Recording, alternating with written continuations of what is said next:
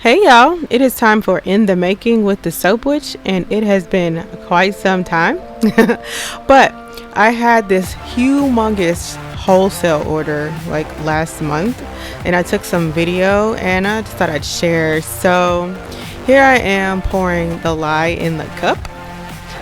Mind you, I am wearing my safety equipment so that I do not inhale the fumes once I mix this together. And so you can kind of see me off in the corner there, not realizing I'm not under the camera. There I go, finally realized. Pouring the lye into the water. So the water is just ahead of time. A note, the water will not go completely clear like it usually does, because I had this bright idea and thought, I don't know why, that it would save some effort or time or something to add the sugar and the sodium lactate in and dissolve it in the water before I added the lye. And so because of that, the water does not usually come clear when I put it in beforehand. But I feel like it just saves time and just makes it easier if it's already in there.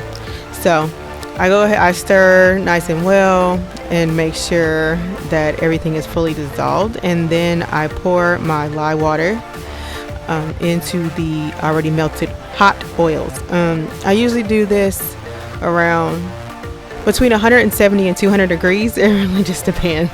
Is that this is fluid hot process and you do it very hot. So now I'm going to stick blend to trace, and that's Tracy looking enough for me. One of the things I think is super cool about this is you notice that I don't actually have a heating element under the ceramic part of the pot. Like, I use it to heat the oils, and that's it, and it like cooks itself. At least that's what I say. So anyway, here, if you look really closely, you will notice that it is starting to expand and rise slowly in the pot. So this is what I call my first volcano. It's volcano because if I were to let it continuously rise, it will actually just spill out of the pot like lava. Ask me how I know. So I just like to stir it back down, and then I just wait patiently, impatiently. Usually I will get 2 to 3 volcanoes when I'm making my soap. So that color is called spicy tomato. And so what I'm doing now is I take, well, okay, hold on, I had to go back because I was getting a surprise volcano. Soap is fun, and it's very a lot of unexpected things happen. You gotta stay on your toes. So yeah, when I was getting ready to measure the colors, my soap decided to volcano, and I was like, oh, in a hurry, I have to go stir it down. Okay, so I have all of these extra oils reserved. I'm showing you the color again because I got distracted. All right. And I'm going to scoop that color into 2 different glasses of oil, because I'm not making them simultaneously, but I am making them back to back. So I actually have a whole nother full pot of melted oils waiting, and as soon as I am done with this one, I started another batch. I did 6 batches this way so that I could make all 160. It was actually 100, was it 180 soaps? I keep getting confused. But I made 6 batches of soap. I feel like it was 160. But I made 6 batches of soap because I needed enough for my order, and then I also wanted to have enough so that I could have some to offer on my website. So that's orange. The yellow was called Yellow Raincoat, and the orange is called Pumpkinhead, and that one is called Sexy Stranger on a Train. Don't ask me why that one has such a preposterous name, but that's part of what I like about Mad Micas. And also their colorants are just amazing. I use the same colorants, believe it or not, in my lip glosses, which I also adore. I don't talk enough about those. Anywho, back to soap. ADHD, sorry. So then I'm just going to stir up the colorants in the oils, just so that they're at least mostly combined by the time it's time to use them. And I'm just going to give you the abridged version because that's all you need. And another volcano. Look at that. Oh my God, they just kept happening.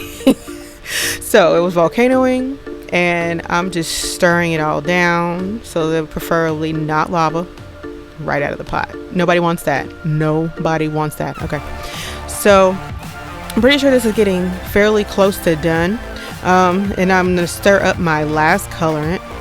And since I was making batches of all the same soap, it was just easy for me to make batches back to back to back. So I'm just giving this another stir to actually speed it along, because I said I was waiting patiently, but that was a lie. I don't have patience. It's not a thing. I don't know why I picked all these things that require waiting, because I don't like waiting. Anywho, So this is gonna be my last stir, I think, where it all starts to come together. I have found, yeah, when I see it start turning that whitish looking color, I know it's about to be done.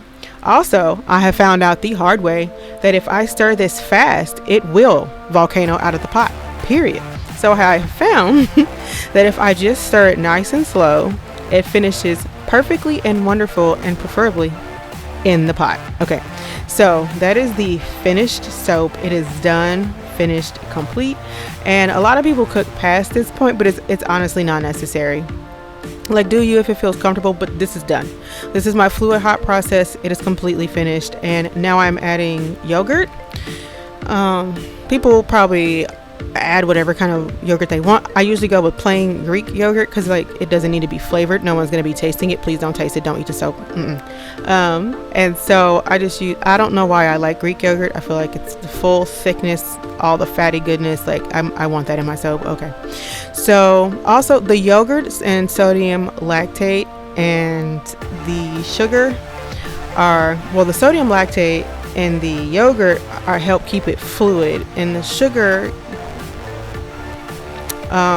along with the sodium lactate give you a harder, longer lasting bar. So there is a method to all the madness. I've thoroughly incorporated the yogurt into the soap, and I usually let it sit for like 12-ish minutes. Okay, so now I'm going to pour the rest of that oil in there. That's fragrance oil. This one was pumpkin apple butter. I think that's the fragrance. And then I had to order this big jug because the customer ordered so much. And then there's me trying to measure this precisely and making a big ginormous mess. Like, this is a story of my life. Why do I leave my imperfections in the video? I'm not perfect, that's why. Like, I am making messes all the time. I am certainly not your most perfect soap maker. There you have it. So we're just gonna dump those colors in there. Colorants. No, the fragrance in there. I usually do it like 180 degrees because it doing it this way gives me the longest lasting fragrance. Like, I have like soaps that are a couple years old still smell amazing.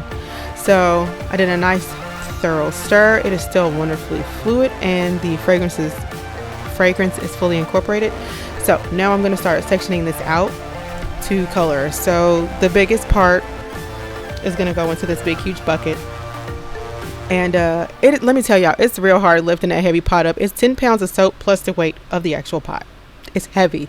I did so many batches that it was actually starting to hurt my shoulder, and I took a break from making soap. I actually haven't made any since then. That was like a month ago, but it was killing my shoulder after doing it so many times. So that was me just pouring the colorant in, and now I'm just going to stir it in and make sure it's incorporated thoroughly. And after that, I'm going to move on to my next color. So I think that one was the spicy tomato. It looks different mixed in right there, doesn't it? But you'll see how it all turns out in the end. So I'm going to measure out my next colorant. I think there was a total of 4. So here's the yellow raincoat. I've tried some other yellows. I had one that was a different company, but it kind of looked sort of beigey. Is that the right? It didn't look yellow. So that soap is going to get yet another makeover once I sell all of it. And then here, and I measure this out. If you'll notice, my containers are always on a scale because I do this by weight. You know, I do 5 pounds of one color and 2 pounds of another, etc., etc. All right, so I have to weigh it all out to make sure I kind of have an accurate amount because the colorants go in the soap by weight. So many pounds of soap, you get so much colorant basically, and I just want to make sure that's right because I'm an obsessive perfectionist. Okay, so I'm going to stir in this last color. It's a pretty nice brown. I used to always use cocoa powder for brown, but I like this mica. It's pretty. So I'm going to do my first colorant, which was the spicy tomato, and I'm just going to pour that in each mold. I could do a bigger mold if I wanted, but I really liked that these are silicone and I don't have to worry about lining a mold because it's such a pain. I hate lining molds. And with this, I can just pour it in there, and then once the soap is ready, like, I just pull it out of there. So I'm gonna go with my second colorant and just pour that in there. No specific way, just I'm pouring it on top of the first colorant. That's really it. Okay. And so then next is third colorant, same, no specific way. I try to make sure each mold has about the same amount of soap, you know, by the end. So I don't have some bars that are taller than others because that would be annoying and stupid. I'm frustrated because that happens sometimes, but I usually try to eyeball it, and I usually get pretty close. I usually am pretty close to making sure that they're all about the same size. Because if some are too big, they also have trouble fitting in the box, or just won't fit in the box. So nobody wants that either. All right. So anyway, I'm just going to go through in this same order, and keep pouring the colorants in. I like to give them a nice bang on the table to make sure everything is just sitting in there fully. So now that I filled it up, I'm going to take my actual hanger and do a hanger swirl. Some people have tools that do a hanger swirl, but I don't have that, and I don't know if it would fit my mold. So they say to put your hanger in there and do sort of a figure 8 type deal. I probably wouldn't need to do as many if the soap wasn't so thick and the hanger wasn't so thin, but there you go. So I'm just gonna do this with each batch. So I hanger swirled each one until I was satisfied, or I think I will be satisfied, and then I'm just gonna take this metal chopstick and swirl around the top. So that's me swirling, and then I will just do the same thing, voila, all 3. And then I sprinkled the fairy dust on top, which I did not record, but there it is, pretty fairy dust. So here are all the 567,000 soaps that I made. It's an exaggeration, but there's a lot. They're pretty much covering the whole table, and I love soaps. You can see how each one looks pretty much completely different, despite the fact that they were all made together in the same loaf. And this is them all packaged up professionally and ready to go. Look at that. They look amazing. I was super proud of myself. I'm still patting myself on the back. So this is my biggest wholesale order ever, and I was ecstatic about it. Like and subscribe if you like the video, and I will see you later.